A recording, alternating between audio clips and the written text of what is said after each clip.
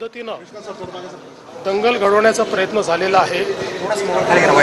न्यायालयाच्या निर्णयानंतर तिथल्या लोकांनी स्वतः ते अतिक्रमण काढण्याच्या संदर्भात पोलिसांना सांगितलं आणि ते अतिक्रमण काढण्याची सुरुवातही त्यांनी स्वतः केली।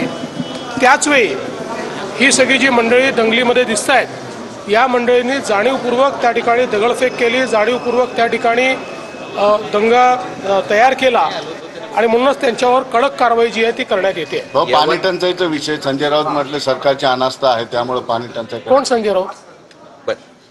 यवतमाळमध्ये एका 12 वर्षाच्या मुलीचा मृत्यू पाणी आणताना गेलेला आहे। त्याबरोबर 6 लोकांना चैन करावी लागते तिथं पाणी काढण्यासाठी आणि तिथं पण अनेक लोकांचा मृत्यू आहे की निश्चितपणे अशा जिथे टंचाई आहे तिथे आपण कलेक्टरला अधिकार दिलेले आहेत। कलेक्टरने त्या ठिकाणी टँकरद्वारे पाणी पुरवठा करायचा आहे किंवा त्या ठिकाणी ज्या काही वेगवेगळ्या पद्धतीने पाणी पुरवठा करता येईल तो करायचा आहे।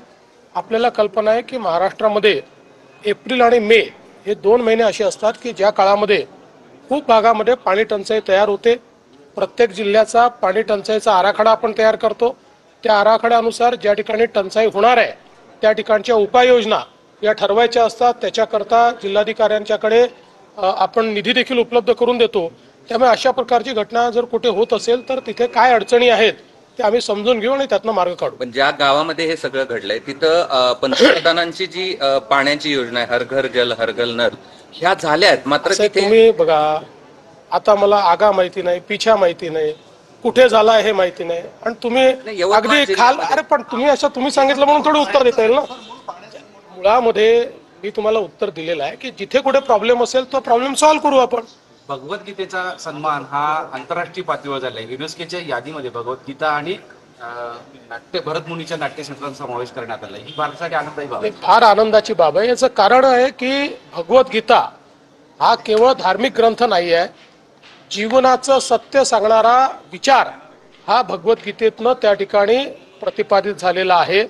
आणि आपलं जे नाट्यशास्त्र आहे हे अतिशय प्राचीन आहे, त्यामुळे त्याला जर युनेस्कोमध्ये जागा मिळत असेल तर आपल्या सर्वांकरता ही अतिशय अभिमानाची गोष्ट आहे। डीएमआयसीच्या संदर्भात काही महत्त्वाचे निर्णय घेतलात आपण आणि ते मराठवाड्याच्या पुढच्या विकासासाठी अत्यंत मुळातच मराठवाड्यातल्या उद्योजकांनी अशी विनंती केलेली आहे की डीएमआयसी सोबत या ठिकाणी डिफेन्स क्लस्टर करता येईल का अशा प्रकारचा एक विचार त्यांनी मांडलेला आहे।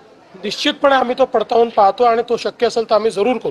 हिंदी भाषा गांधू नका सक्ती करू नका असं अनेक सांगतात। याच्यावर मी परवाच बोललेलो आहे। मी त्याच्या संदर्भात पहिलेच बोललेलो आहे। महाराष्ट्रामध्ये मराठी भाषा ही कंपल्सरी आहे, सर्वांना मराठी भाषा अनिवार्य आहे, मराठी भाषा शिकलीच पाहिजे। त्याच्यासोबत दुसरी कुठली भाषा शिकायची असेल तर ती भाषा शिकता येते। आणि मला कधी कधी आश्चर्य वाटतं की हिंदीला विरोध आणि इंग्रजीला का नाही, इंग्रजीला पालख्या आणि हिंदीला विरोध, हे कुठला विचार आहे? त्यामुळे हा मराठीला जर कोणी विरोध केला तर आम्ही सहन करणार नाही।